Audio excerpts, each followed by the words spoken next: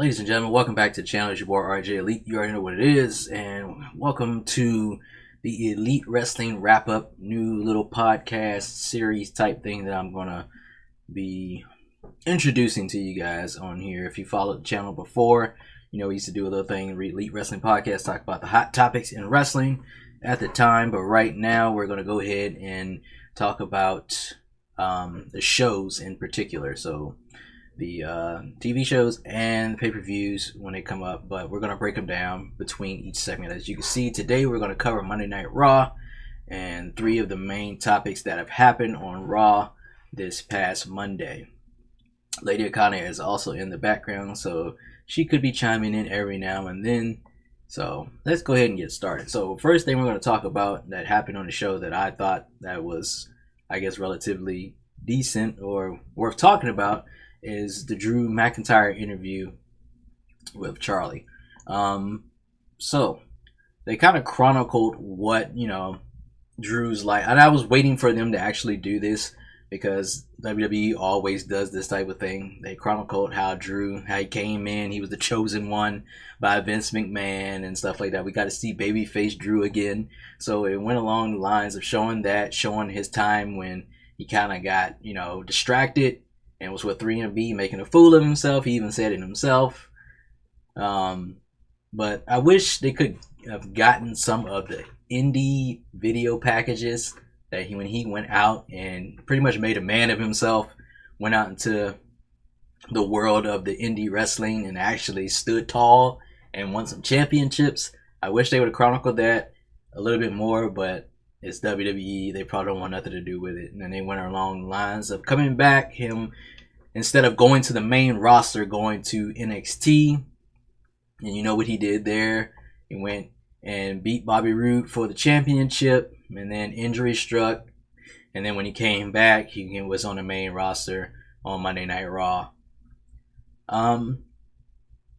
So I know everybody is ready to see this match with him and Brock Lesnar at WrestleMania, because let's be fair, everybody knows Ricochet is gonna lose, unless WWE pulls a fast one or they try to insert Ricochet into the package of being a triple threat match, which nobody wants to see. Let's just leave it the way that it is, people. Please, I beg of you. We don't need to see it any different, but it's Drew's long time coming, man.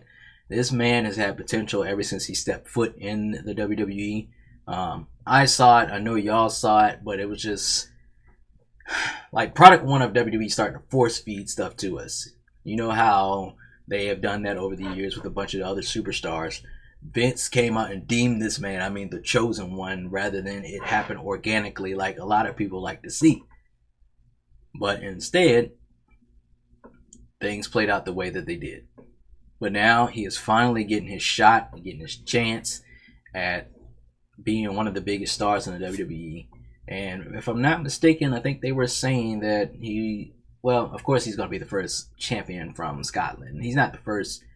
I heard somebody say he was like the first British champion or something like that. I'm like, man, isn't like, I don't understand. But I can't wait to see what happens.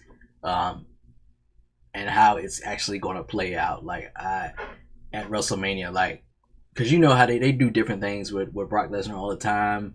You saw what happened with Seth this past, and then just different things. I'm just excited. I'm just ready to see Drew McIntyre hoist that championship above his head at WrestleMania.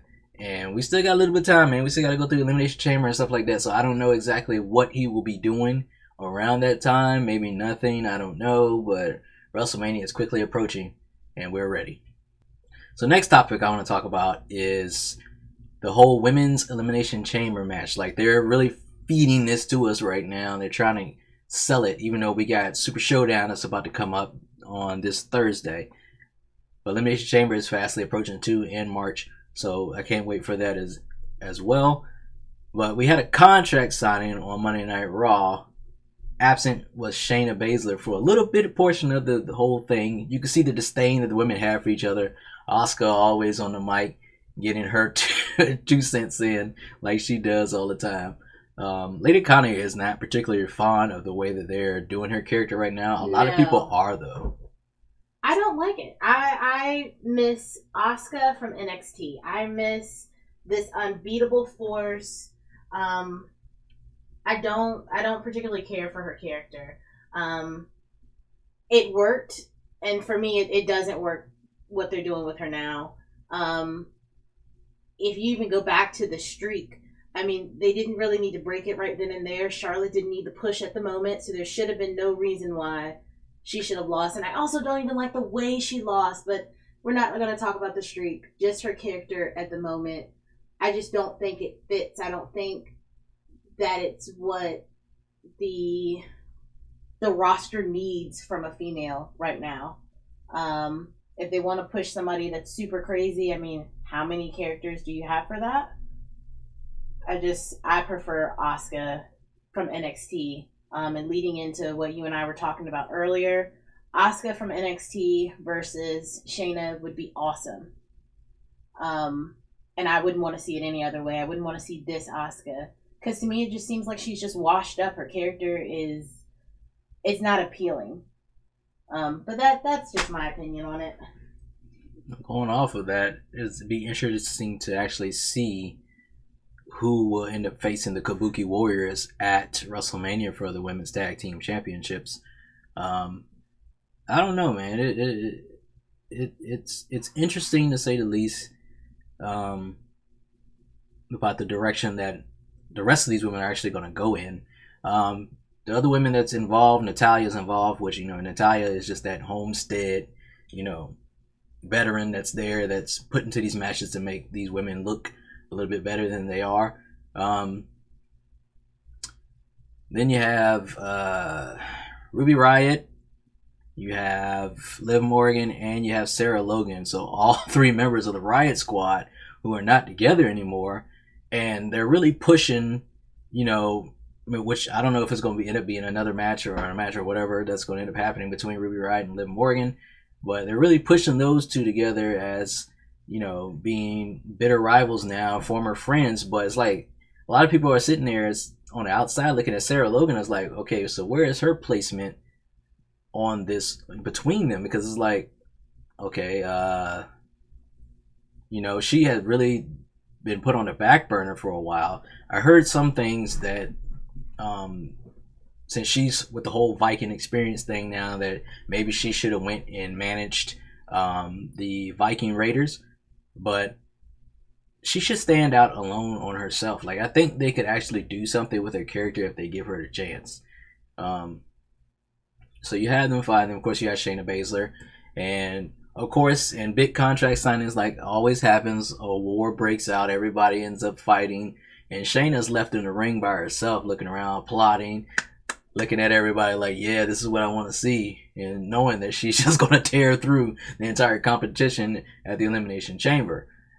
And then Becky Lynch's music hits, and she comes out, and of course she has a bone to pick after being bit in the back of the neck by Shayna Baszler, which is one of the funniest things I've seen in my life.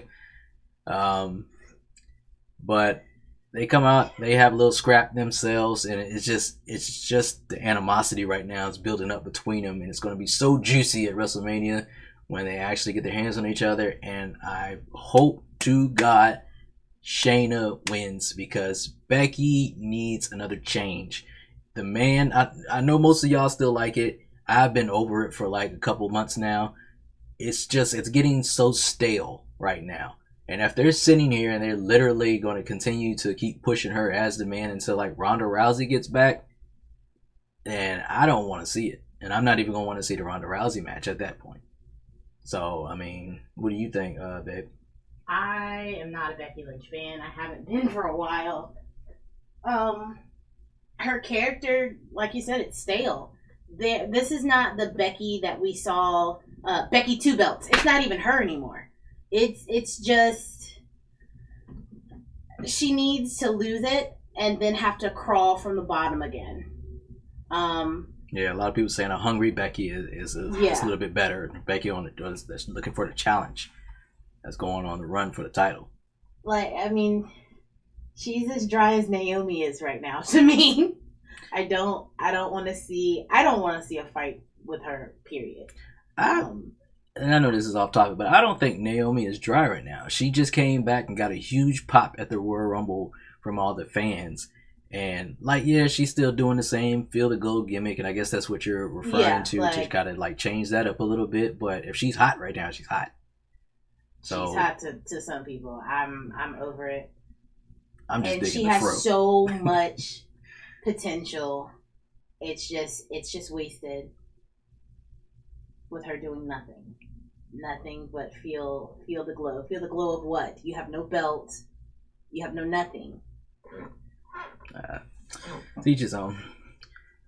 But the final topic I want to talk about is going to be with the final segment from Raw, which was seeing Randy Orton versus Kevin Owens.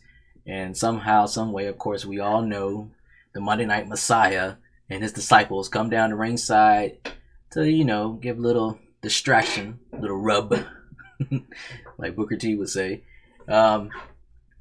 We give a little distraction to Kevin Owens and a little rub to Randy Orton. So what ended up playing out in the match, the Street Profits and the War Raiders come down to kind of, fight off the Monday Night Messiah and his disciples. And then Rollins somehow makes it back to the ringside area and distracts Kevin Owens long enough for Orton to hit the draping DDT, and then shockingly out of nowhere, which was just crazy, and I will give my kudos to the commentators for selling it like they did. The referee did a quick, that's the quickest 3 count I think I've ever seen, like quicker than Shane McMahon sometimes. But quick 3 count.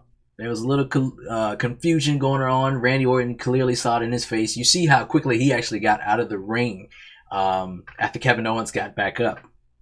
So in between that, Rollins brings the chairs in the way in the ring and wants Randy Orton to hit Kevin Owens with a concerto. But like I said, Kevin Owens recovered, grabbed a chair.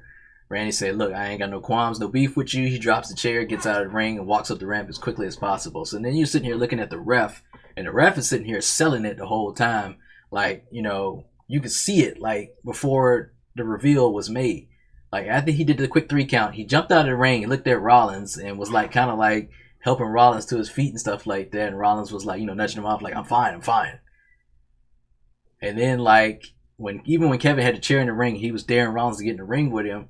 The ref grabs the chair out of Kevin Owens' hands, and it's like, but it was aggressively. It wasn't like the regular ref grab, like, what are you doing? It was like, give me that chair. So,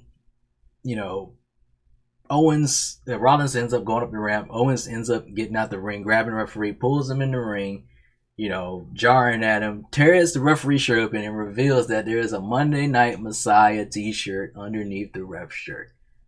So I applaud this, whoever came up with this, because it's like now you have Rollins and he's really influencing not just wrestlers, but WWE staff. So what do you think will happen if somehow, like at either, I don't think it's going to be a Super Showdown, but like at Elimination Chamber, just like Kevin Owens versus Murphy. Kevin Owens versus Murphy, and the cameraman, it's Kevin Owens in the back of the head of the camera and rips his shirt open, and there's a Monday Night Messiah shirt underneath it. Like, it's something that they actually are doing right now. I am glad that Rollins has his character that's going over right now, because he needed something after the whole Fiend fiasco. He was getting dry. People didn't want to see him anymore. So it was just like, okay, the best thing to do was to turn him heel. And it's kind of like a CM Punk straight edge society type feel to it as well. But they're going a little bit further with it. And I'm excited about it. What about you? I kind of figured out what was happening as everybody was like, what? I remember us rewinding, and I'm like, I'm pretty sure the ref is just now in on it. I like it. It made me more interested in it. I want to see how far they're going to take it. I want to see how far or how much influence he's going to have over all of the staff. Maybe somebody doesn't make it to the match because, I don't know, something's happened backstage. Maybe somebody is swindled out of a title, or who knows. who knows who's going to interfere, how much influence he has, and exactly how far this is going to go. It makes for the storyline to be really, really juicy because you don't know who's going to win, what kind of match, because who knows? Maybe, just maybe, the bell is going to ring. It's another ref, or maybe, just maybe, like you said, the cameraman is in it. Maybe, just maybe, there's other superstars as well that will be in for the cause. See Rollins coming out and having a whole legion of people behind him, just WWE staff and wrestlers just following him to the ring. That would be insane. It would be insane. It's a no one is safe kind of move. Yeah, I like it. Which brings up an interesting topic to like what could possibly happen at Super Showdown, because if Rollins has the referees in his back pocket now and he has a big match with Murphy coming up against the Street Profits defending the tag team championships, who knows what'll happen? Like, I'll cover that though when I get my prediction video. I want to actually have that banter going on during the prediction video, so we'll cover that later. But it really gives you a feel like they've already Kevin Owens has the Austin feel going for him right now, so it's still, everything's still fresh. Rollins' character is still fresh. Everything is just like in its beginning phases, and it's just like, let's see where we can really take this. And like, I'm just excited for what's going to happen. I'm pretty sure Kevin Owens will probably end up facing Seth Rollins at WrestleMania in some type. May not be a gimmick match. It'll probably just be a straight up match, probably. But I'm looking forward to seeing it nevertheless. So people, those are going to be the 3 topics we discussed today for the Monday Night Raw episode this past Monday. We're going to continue to do this, like I said, for AEW Dynamite, for NXT, and for SmackDown. And I probably will give some type of recap for, well, actually, no, I probably won't. For a Super Showdown, because it's not that important to me. So Elimination Chamber probably will do a recap for it because it's actually part of the real WWE calendar. But we're gonna go for it, and this will be a weekly thing that we'll do. And I'm excited. I hope you're excited about it, Lady Akane. I hope you're excited about it as well. Yeah, I am. It should make for some pretty awesome content. All of our off-screen banter will now be on screen. I don't know how I feel about that part, but, we'll work it out somehow. Yeah. So, before you leave, make sure you smack that like button one time for me. Subscribe to the channel if you haven't already. Leave comments. Leave me some comments. Don't forget to hit the bell so hit the notification bell. Yeah. So you know when I upload, or hopefully one day when I stream. So again. Exactly. Leave me some comments on how you're liking it, if you want to see anything different. If you have any suggestions for any reaction videos, anything that you want to see me do, let your boy know, and we will try to work it into the schedule. But as always, thank you for watching. Keep God first, and I will see you next time.